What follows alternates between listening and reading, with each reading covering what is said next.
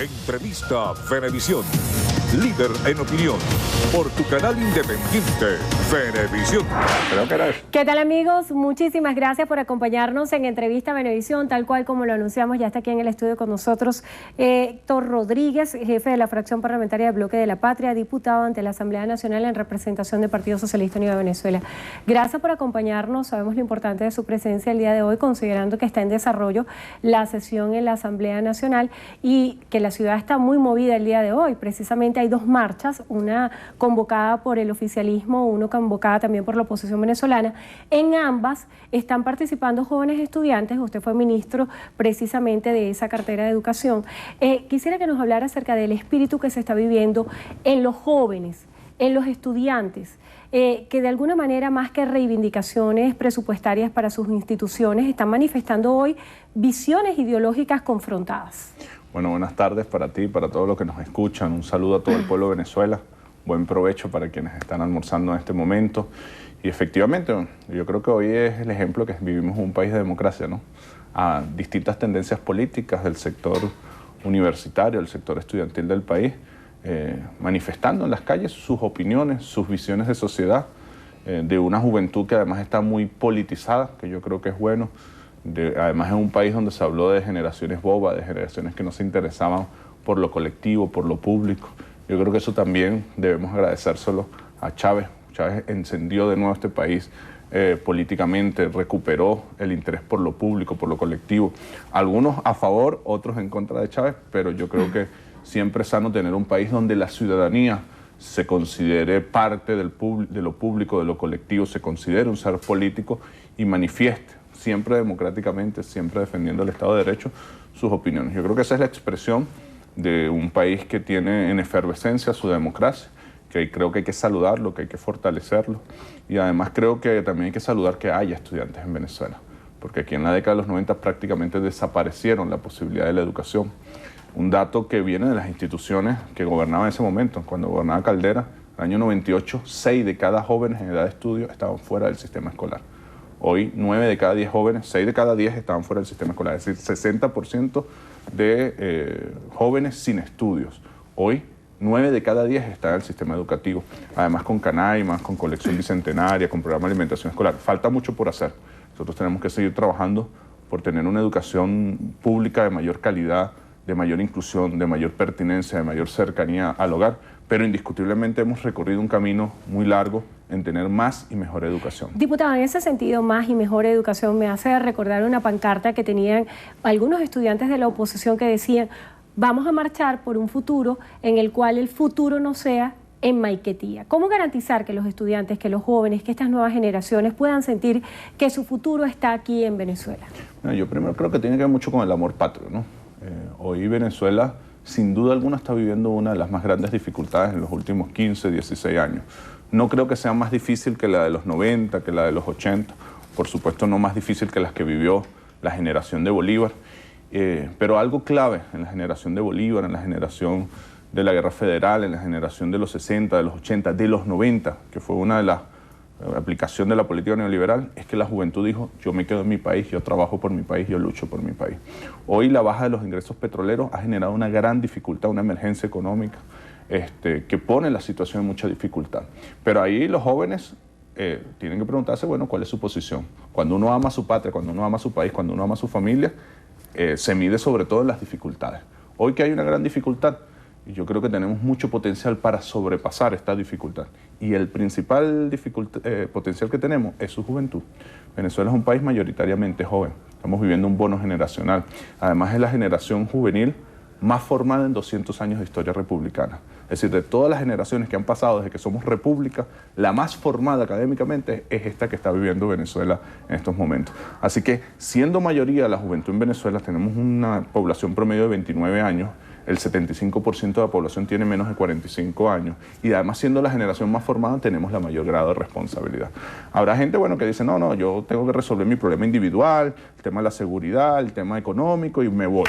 pero la gran mayoría de los jóvenes decimos, no, si Venezuela tiene algún problema, cuente con nosotros, cuente con nuestra juventud, que vamos a trabajar, que vamos a producir y que vamos a sacar este país para adelante. En cuanto a las dificultades, el día de hoy estamos viendo un adelanto de lo que estaba ocurriendo en la sesión. Había un debate muy acalorado acerca del tema hospitalario, se hablaba acerca de la crisis que hay en este sector y había una postura del diputado Lobo, al menos vi un fragmento de su propuesta en el cual se decía que la oposición estaba tratando de politizar el tema de la crisis humanitaria. ¿Usted considera que existe un nivel de crisis humanitaria en cuanto al abastecimiento de medicamentos en Venezuela?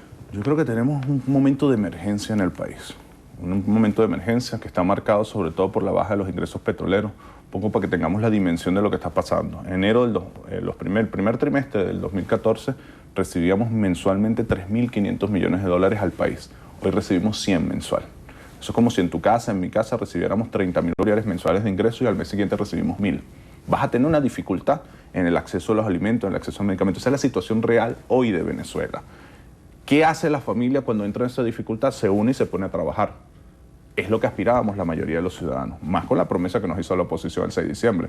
El 6 de diciembre harás la última cola, es decir, una promesa que te vas a poner a trabajar, solucionar ese problema. En pocos días, en 11 días, cumplimos 6 meses de haber sido electos. Y la verdad es que la Asamblea Nacional es totalmente inútil. Lo que ha hecho la oposición, y yo lo entiendo, no lo comparto, creo que es una forma de hacer la política miserablemente, es decir, bueno, si el chavismo está viviendo, y no es el chavismo, es el país, la mayor dificultad en 15 años por la baja de los ingresos petroleros, no ayudemos a resolver el problema, sino tratemos de utilizarlo para sacar provecho político, para ganar elecciones. ¿Usted cree que la apuesta de la oposición venezolana hoy es a que se agudicen los problemas económicos para obtener alguna prebenda política de esto? No lo creo, no tengo duda de que es así. La oposición está haciendo todo lo posible para sacarle provecho político a una emergencia que estamos atravesando. Tú puedes decir, bueno, desde el punto de vista maquiavélico, político, es correcto. Sí, pero desde el punto de vista ético, moral, no lo es. Aquí lo honesto, lo justo con el país, lo que amamos el país y lo que aspiramos, ya no te hablo como diputado o político, te hablo como papá, como ciudadano. Lo que aspiramos la mayoría de ciudadanos es que todas y todos, lo que haría cualquier familia, hay una emergencia, vamos a trabajar, vamos a abrazarnos. ¿Qué es lo que yo haría si fuese opositor? Poner toda la fuerza, todo el poder que tuviese la Asamblea, las 3 gobernaciones, las 50 alcaldías y decir, ya va. No es que yo me voy a volver chavista, no es que voy a apoyar a Nicolás Maduro, es que en esta emergencia vamos a parar la aspiración personal por llegar a Miraflores, por llegar a una gobernación y vamos a ponernos a trabajar todos. Cuando salgamos de la emergencia vamos a seguir peleando, porque tú tienes una visión de sociedad distinta a la mía, que es natural, así es la democracia, pero mientras atravesamos la emergencia, trabajemos juntas y juntos para salir de esta emergencia, que es lo más importante. Rodríguez, se vienen a la mente varias preguntas. Muchos dicen que parte de la crisis, sin duda alguna, se debe a la merma de los ingresos por concepto de petróleo. Hay un leve repunte en el mercado internacional del precio del barril, que ya casi está en $50. Esto puede ser un poco alentador, aunque no podemos seguir exclusivamente dependiendo de esto. Pero también hay un planteamiento que ha hecho la oposición venezolana que dice que parte de la crisis es producto de una mala administración, de un mal modelo económico, y también se preguntan qué pasó con los ahorros que se debieron generar en la época de bonanza económica, porque también cuando una familia está en crisis recurre a lo que tienes ahorrado. ¿Qué pasó con los ahorros de Venezuela? Bueno, eso es parte de la narrativa, ¿no? Yo creo que no hay duda en Venezuela de que la emergencia es producto de la baja de los precios petroleros. Yo le preguntaba a un diputado de oposición, ¿tú crees que el resultado del 6 de diciembre, si el petróleo hubiese estado a $100 y los anaqueles hubiesen estado llenos, hubiese sido el mismo? Me dice, no. Entonces, no tienes duda de que la baja de los ingresos petroleros genera la situación actual. Entonces, él me decía, bueno, Héctor, pero es que ustedes administraron mal y su modelo es ineficiente. Y entonces yo le decía, digamos que todo eso es cierto. Digamos que eso es verdad. Yo no lo creo. Yo creo que por el contrario, si en algún momento se ha administrado de la forma más eficiente posible, ha sido durante estos 15 años. ¿En qué se ha transformado? Y con eso respondo parte de tu pregunta. En 1 millón de viviendas, en 3 millones de pensiones, en 10 millones de estudiantes. Si somos tan ineficientes, ¿cómo subimos de 40% de matriculación académica a 90%? Si somos tan ineficientes, ¿cómo subimos de 17% de pensionados a un 84%? Si somos tan ineficientes, ¿cómo construimos 1,5 millones de viviendas? ¿Quiere decir esto que no se puede ser más eficiente? Yo creo que sí, que hay que hacerlo mejor, que hay que ver dónde estamos fallando para hacerlo mejor. Y yo te podía decir, pero también hay guerra económica.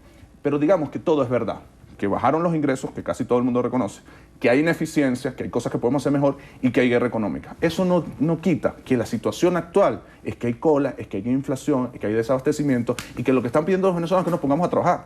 No que yo te eche la culpa a ti o tú me eches la culpa a mí. Digamos que todo es cierto, pero pongámonos a trabajar. Eso es una opción. Ahora, lo real es, hay un Twitter que yo siempre cito del gobernador de Miranda, él decía, en tal fecha sacamos tantos millones de votos, hoy la situación es peor, vamos a sacar, tratando de justificar el tema del referéndum. Es decir, esa es la demostración de que no te interesa solucionar el problema, que lo que te interesa es agudizar y aprovechar el problema para sacar dividendo político. ¿Qué ha hecho esta asamblea estos 6 meses? Pelearse por ver quién es candidato a gobernador y pelearse por ver qué método usan para tratar de sacar a Nicolás en la emergencia, pero no se ponen de acuerdo entre ellos porque cada método favorece a uno u otro candidato. Nosotros los venezolanos no podemos perder el tiempo por el egoísmo y la aspiración de poder de ellos.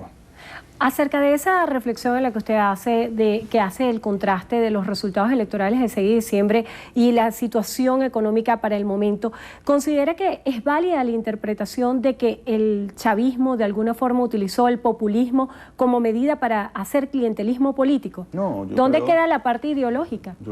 Por el contrario, yo creo lo que creo es que el chavismo utilizó los recursos para invertirlos en la gente. Y yo creo que es lo correcto. O sea, ¿qué propuso Chávez? Si yo llego al poder, voy a hacer un cambio político, voy a ser constituyente, cumplió. Si yo llego al poder, voy a invertir los recursos en la gente, en pensiones, en viviendas, en canaima, en escuelas bolivarianas, y cumplió. ¿Qué propuso la oposición? Por lo menos en la última elección. Si yo llego a la Asamblea Nacional, voy a acabar con las colas. El 6 de diciembre va a ser la última cola. Han pasado medio año, cumplió. Entonces es un problema, no es de populismo, es de coherencia. Tú tienes que decir lo que tú prometes, tienes que hacerlo. Nosotros prometimos invertir en la gente. Bueno, el 70% de la inversión. Bajaron los ingresos. Bajaron los ingresos. Entonces ahora prometemos que vamos a ponernos a producir. Estamos invitando a toda la ciudadanía a ponernos a producir. Incluso a la oposición. Mucha gente me dice, Héctor, no pierdas tiempo invitando a los dirigentes de oposición. Yo digo, bueno, yo seguiré insistiendo. Seguramente habrá alguien, algún diputado, algún alcalde, algún gobernador que tendrá un poquito en el corazón de Venezuela por encima de sus aspiraciones personales y dirá, verdad, no es momento de miseria, es momento de trabajar, es momento de darnos la mano. Bueno, aquí están las manos nuestras extendidas para trabajar juntos. Yo creo que Venezuela puede superar esta emergencia, estoy convencido de eso. Para muchos la emergencia se pudiera superar solamente si se dan 2 elementos, que son el planteamiento fundamental que ha tenido la Mesa de la Unidad Democrática para acudir a la convocatoria de diálogo, y es pasar por el referéndum revocatorio y la liberación de los llamados presos políticos. ¿Usted piensa que esto pudiera ocurrir? Tú me dices, sí, ir a una elección en este momento va a resolver el problema de las colas. Fuimos el 6 de diciembre, nos dijeron que eso iba a resolver el problema de la cola y no lo resolvió.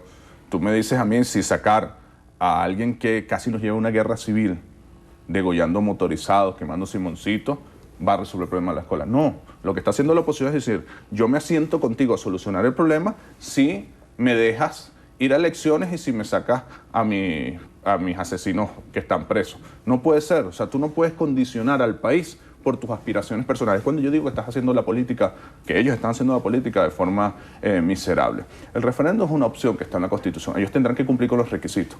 Quieren usar la violencia para presionar. Nosotros no vamos a hacer absolutamente nada para acortar plazos, lapsos, nada. Nuestra prioridad, si nosotros pudiéramos dedicar el 100% de nuestro tiempo y nuestra energía, sería poner a levantar la producción del país. Creemos que ese es el principal problema que tenemos todas y todos los venezolanos. Si tú me dices, ¿qué te gustaría decir a la oposición? Que se sentara con nosotros a trabajar y a producir. Si ellos quieren dedicar tiempo, perder tiempo en sus aspiraciones políticas, la historia los juzgará. Nosotros creemos que es el momento de ponernos a producir. Si ellos quieren activar esa opción que tiene la Constitución, tienen que cumplir con todos los requisitos. No nos digan que estamos cambiando las reglas de juego, no. Es un reglamento que está desde el 2007. Lleva 11 elecciones en las que ellos han participado, 11 referéndums. Tienen que cumplir con todos los procesos. Ellos mismos lo han dicho. Nosotros hemos mostrado el Twitter de Súmate, las declaraciones del gobernador de Miranda, donde decían en enero, hay que activar el referéndum ya porque se tarda 8 meses. Bueno, lo activaron fue en abril, se esperan sus 8 meses y tienen que cumplir con todos los requisitos. O sea que a su juicio este año no hay referéndum. Cumpliendo el reglamento no hay. La única forma de referéndum es que pasemos por encima de las normas, encima de la Constitución, como ellos quieren hacer. Es impresionante. Todas las sesiones de la Asamblea Nacional irrumpen con el reglamento, violan la Constitución y nosotros estamos obligados a respetar las reglas del juego. Yo le quiero hacer una pregunta desde el punto de vista humano. ¿Qué ha sentido usted a estar al frente del llamado bloque de la patria? ¿Cómo se ha sentido en el Parlamento? ¿Qué trabajo están haciendo desde el punto de vista de iniciativas legislativas? Porque hemos visto un debate más reactivo que productivo. Hay 2 dimensiones, ¿no? Una, lo que pasa ahí en el Parlamento, en la Asamblea. Ahí hemos sentido que estamos perdiendo el tiempo. Porque, bueno, por ejemplo, hoy nos convocaron todos los jueves a las 10 de la mañana. A las 10 de la mañana no llegaban. Hoy nos convocaron a las 10:30 de la mañana, no llegaron. Llegaron fue a las 11. Imagínate tú cómo nos hacen perder el tiempo, no a nosotros, porque eso es lo de menos, es a los venezolanos, a las venezolanas. Segundo, planteando unos debates que son inoficiosos, que solamente tienen que ver con sus intereses políticos, no con los intereses del país. Tercero, violando todas las leyes, la Constitución. Eso es una dimensión donde yo te diría que en estos 6 meses he sentido que perdemos el tiempo los venezolanos. Pero luego está otra cosa que es la relación con nuestras comunidades donde somos electos. Yo en la tarde voy a estar en el Congreso de la Patria con el Zulia, hablando con la gente, llevándole propuestas al presidente, que es como el otro papel del diputado, ¿no? Ser interlocutor, tratar de resolver problemas, tratar de ayudar a la sociedad. Esa parte es hermosísima, esa relación de diálogo con el pueblo. Bueno, o sea, que de aquí usted se va al Zulia. Así es, vamos a tener un encuentro con el Congreso de la Patria, que es un espacio donde estamos debatiendo con los trabajadores, con las mujeres, y es un poco un producto del resultado de la reflexión que hemos hecho del 6 de diciembre. Se nos agotó el tiempo, diputado. Bueno, Le damos las gracias. gracias por estar con nosotros hoy en Entrevista Venevisión.